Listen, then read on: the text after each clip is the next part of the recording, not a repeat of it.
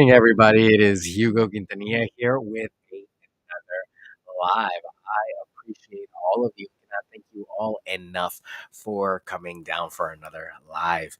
15 minutes to 20 a day to learn a little bit more about real estate and how it can better your life and those around you. I am Hugo Quintanilla, your local Maryland realtor, licensed with Long and Foster, North Potomac, Rockville, specializing in Montgomery County. My phone number is 240-389-4846. My email is hugo@lnf.com, and my website is yourrealtorhugo.com. Ladies and gentlemen, feel free and check out the QR code that we have on up in the corner. If you scan it, it will take you to my website. And yeah, I am your local neighborhood realtor. I can help you in Maryland, all throughout the United States, and abroad. So if you have any questions about buying, selling, leasing, or investing, I am here to help. We are live on YouTube, Facebook, Twitch, X, and LinkedIn. And we are staring at the live chat right now at Instagram. So my handle is Hugo, the number 4, Long and Foster. And I would love to see your comments, questions, and feedback. Remember, I am always here to help and give you guidance on any matters regarding real estate. So feel free and leave them below. So today, driving towards home ownership, navigating the financial roadblocks of new car financing on your path to owning a home.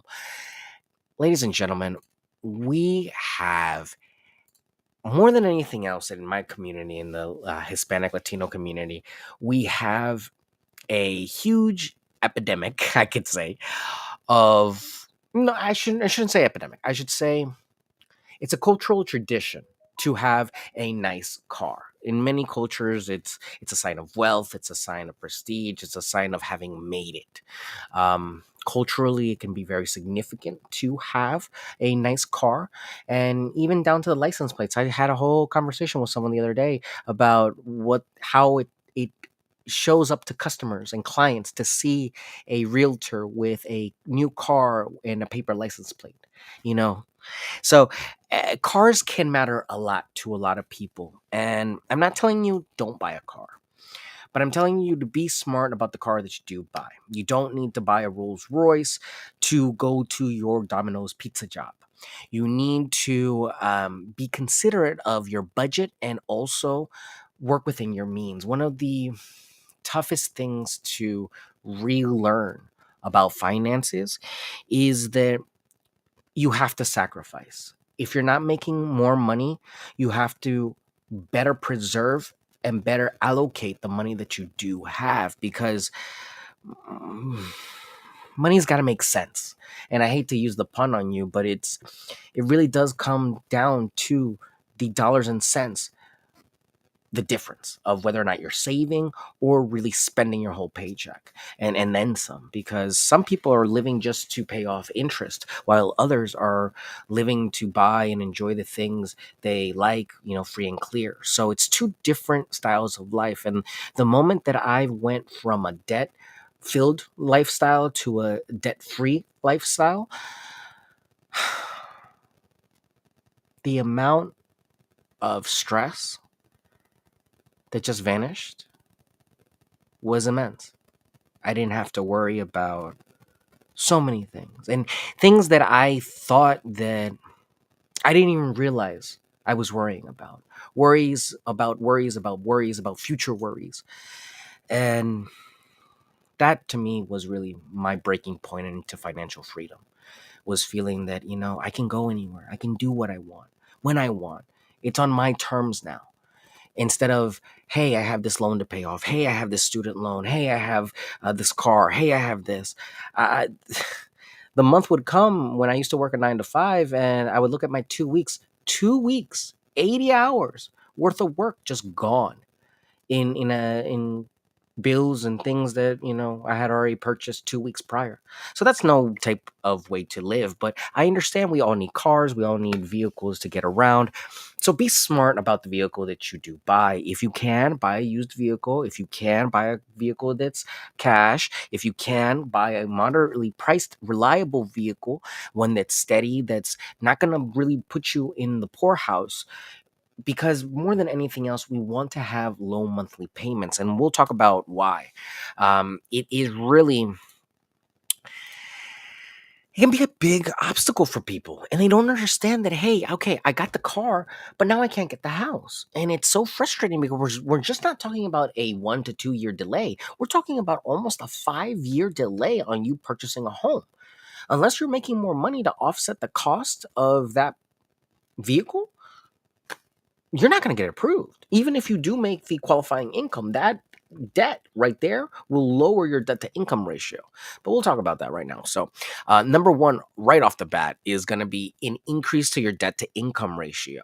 Financing a new car adds to your monthly debt obligations, potentially raising your debt to income ratio, which could impact your mortgage eligibility. We're looking for 30%, maybe even less in some cases, for your debt to income ratio. When you add in a $400, $500, $600, $700 car payment to that equation, that deducts from your monthly ingress and income.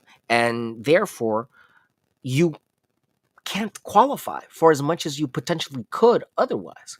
Being debt free is one of the first parameters they look at when they approve you for a mortgage, and the debt to income is the first metric they look at.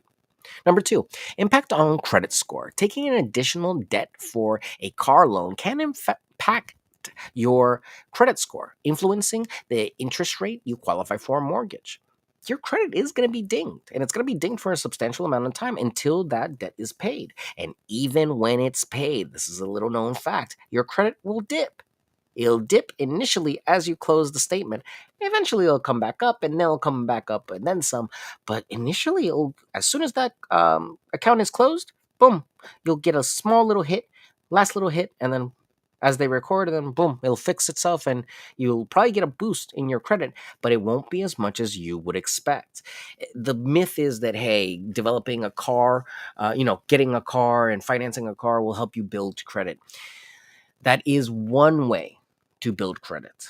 Remember, there are many ways to build credit, and there are many ways to buy a home. There are many credit scores are nice to have if you're going to finance. But remember, you could always just keep saving the money and just find another method of either hard money financing or some other qualifying source to help you in the process of buying that home. But to have a credit score is not the end all be all of buying a house. There are tons of people that are very wealthy, I know, that have no credit score and can conduct themselves and do business and buy properties. Is it more difficult? Yes, but it's possible. That's the beauty of America, is that there are so many opportunities as long as you do things correctly and report your taxes. Number three, down payment college. Down payment challenge. Using funds for a down payment on a new car might limit the amount you can allocate to a down payment on a home, affecting loan approvals and terms. Your down payment for a house just went into a car. You only had like maybe $3,000 or $4,000, to put into this thing. Now you're going to put it into the car, and you're going to pay it off in 5 years, but that money's gone. You don't have a rainy day fund, that kind of leaves you back at square one. Really, you know. I know it's not very appealing to go out there and buy a $5,000 Honda, but really, when you're on a pursuit for bigger and better things, making sacrifices where you can, going for the functional over the fashionable, and being efficient and cost effective over luxurious and ostentatious, you're gonna win. You're gonna win if you take the time to mind the P's and Q's and look at the actual dollars and cents of what you're spending. Do you need a car? Yes. Do you need a Rolls Royce? No. Do you need something to take you from A to B? Yes. Does it need to be able to fly and drive itself? No. So just that give and take right there is really more than anything else what I would look at. No one's telling you to, go get a bicycle. But if you can save money, that's the name of the game. Because the sooner that we can get more money into your pocket for a down payment, the sooner you can get into that house, and the sooner you can really stabilize your living situation and the cost of living for you. That's the biggest terror in the world, that you have to move out of your place where you like to live because you can't afford it, or you can't find a property that will accommodate you, which is terrifying to me, having to move out like that. But it happens. Number 4, higher monthly payments. Car loan payments, especially for a new car, can increase your overall monthly financial commitments, making it challenging to afford a mortgage payment. 500, 600, $700 every 2 weeks. Yeah, it comes out to 350, but if you're not making that much gross, it can really be a ding on your ingress and intake. So I don't know. My biggest hurdle sometimes is my payments over $100, because those are really the ones that hit the hardest as soon as they hit every month. But you know, if you can manage the payments, there might be some leeway there. It's just, again, the more debt that you take on, cars, loans, credit cards, the more income you have to offset that, because we are looking for a debt to income ratio of 30%. You have 30% debt to your income. Um, Long term financing commitment. Financing a car is a long term financing commitment that may limit your ability to save for a home or allocate funds towards other financial goals. There is a snowball compound effect to the visual psychology of seeing money accumulate. When you see money accumulate, you tend to accumulate more money. It's kind of like when an object's in motion, it keeps going in motion, the law of inertia. You build up this muscle, this saving muscle. And that's what it is. It's a muscle that you have to develop over time. No, I'm not going to eat that. No, I'm not going to go out. No, I'm not going to go party. And once you develop that muscle, you can flex it when you need to, and you can use it and relax it when you need to.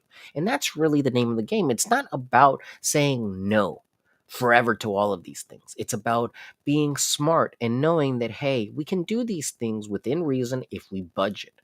Yes, it's not luxurious. Yes, it's not sexy. Yes, it's not cool or hip to budget.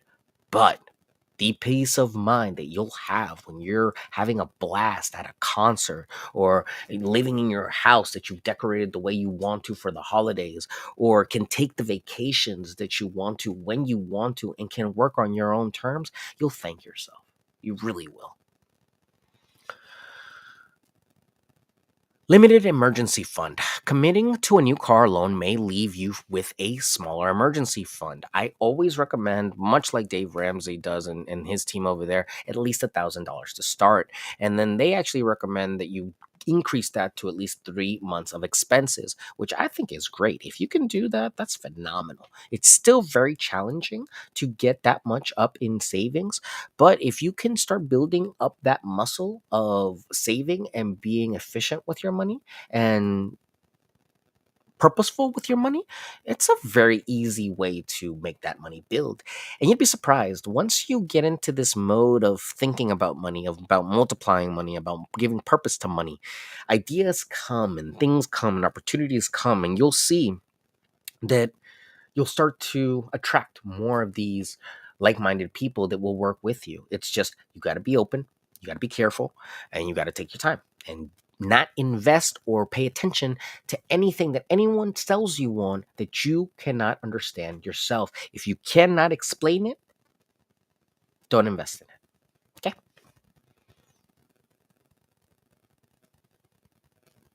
Potential for loan rejection. A recent car loan might affect your credit worthiness, potentially leading to a mortgage loan rejection or less favorable terms. They're going to see it. You can't hide it.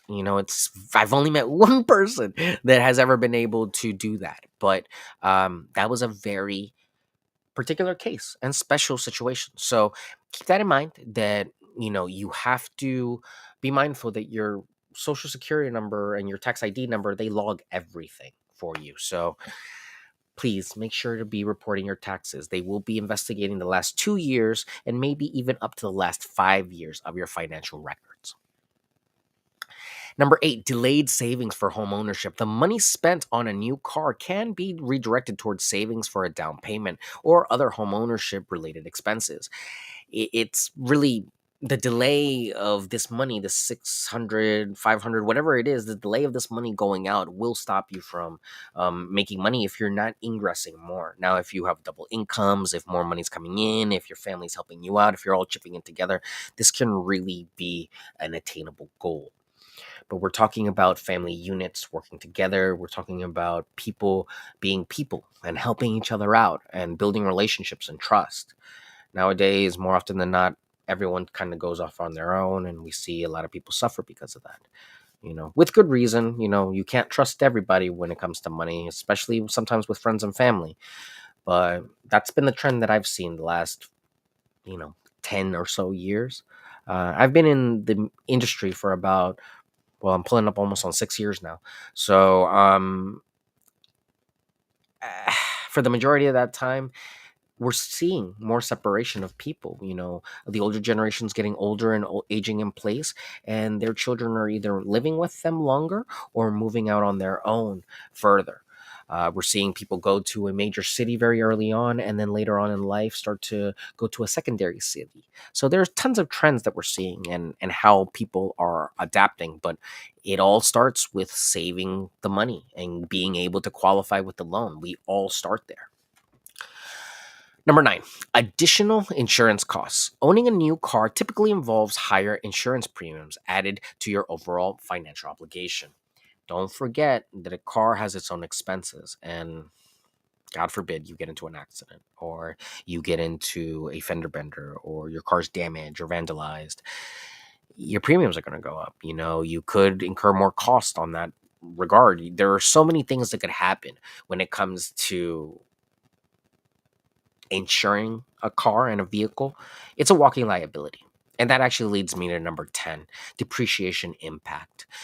Dave Ramsey's number one gripe about cars is that cars depreciate in value over time. And financing a new car means you might owe more than the car is worth, affecting your overall financial picture.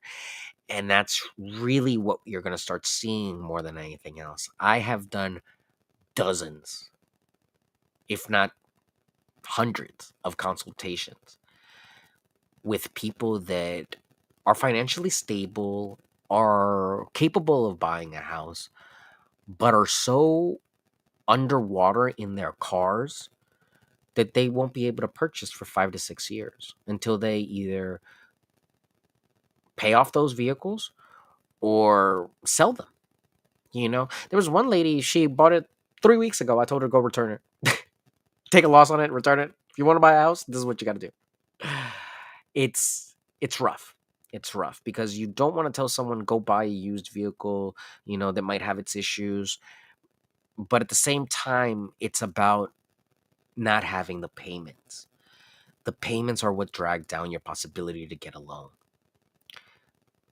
Another big consideration and suggestion I would make is that if you are planning to get a home and have financed a car in the past, don't get another car. Hold on to that car as long as you can and take care of it. Really, I implore you to. I know it's tempting to get a new vehicle. The average American gets a new vehicle every 8 years. The average homeowner used to stay in their property every 7 years. Now it's close to every 15. So if you missed one of those opportunities and didn't listen to your realtor and got another car every 8 years, you're never going to get into a house. You're going to pay 2 cars off and that's 16 years you could have been paying off your own house. But no, and that's where people lose. They lose in time. You can never get time back. And the only thing that money can do is buy you time. So, more than anything else, ladies and gentlemen, I really do appreciate your time. And it's important to carefully consider the financial implications of financing a new car, especially if your goal is to purchase a home in the near future. Balancing your financial priorities is a key to achieving both financial freedom as well as the goal of home ownership. Owning a car and enjoying a car is a privilege.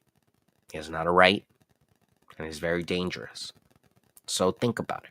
Think about, do I really need that car? Do I really need that Bentley? Do I really need that Corvette, the Charger? Do I really need another payment?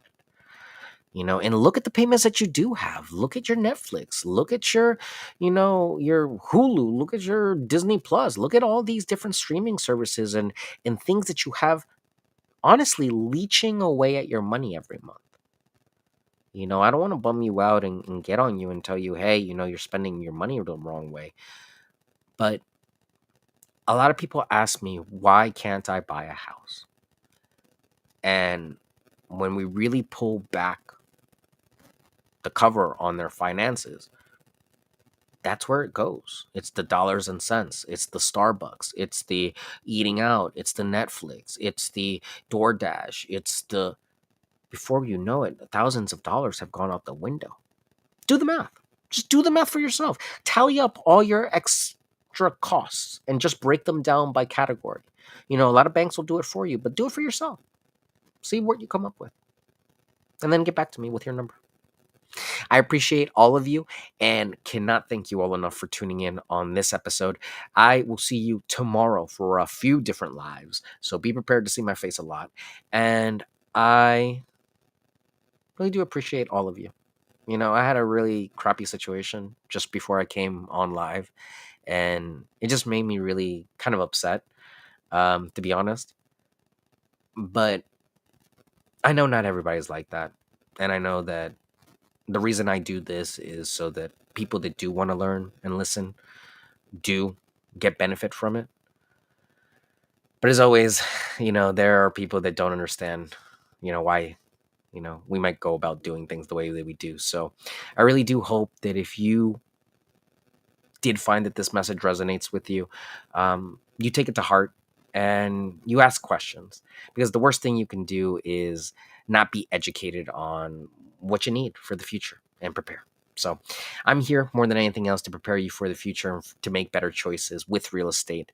I am Hugo Quintanilla, your local realtor, licensed in Maryland and specializing in Montgomery County. I'm licensed with Long Foster, North Potomac, Rockville, and can help you out with real estate in the United States and all over the world.